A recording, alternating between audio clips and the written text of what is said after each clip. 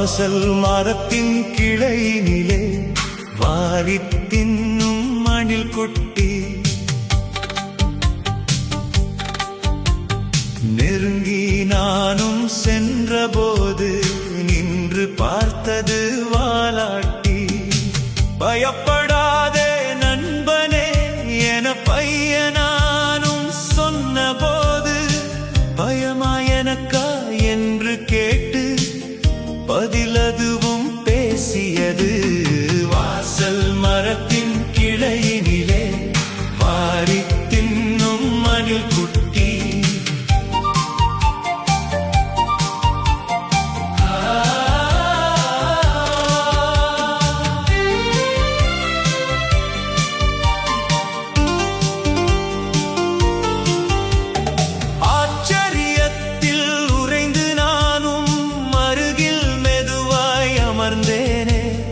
பேசும் மணிலின் கதையை கேட்க பெரிதும் ஆசை கொண்டேனே.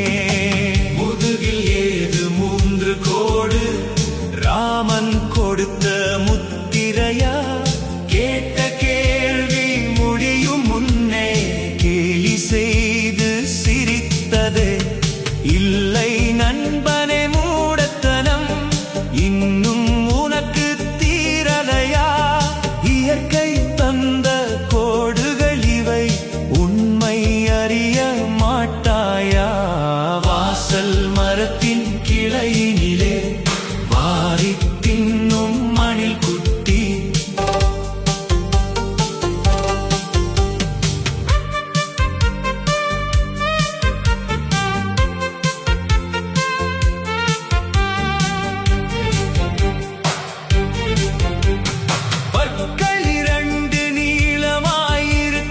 பயமே உனக்கு இல்லையா?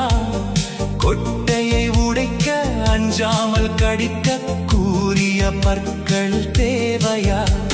சிரித்த அணிலோ ஆமாம் என்றே சின்ன தலையை ஆட்டியது. துள்ளி ஓடும் வேகம் எங்கே என்று மீண்டும் கேட்டேனே. வாசல் மரத்தின் கிளையினிலே வாரித் தின்னும் மணில் குட்டி.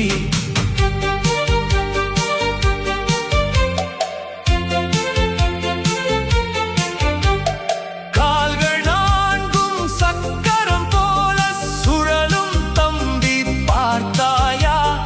கிளையில் இருந்து கிளைக்கு தாவும் கலையை கொஞ்சம் கற்றாயா?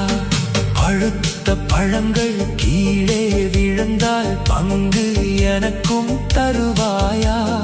கூட்டு குடித்தனம் செய்யும் போது குடி என்னுடன் விளையாடுவாயா?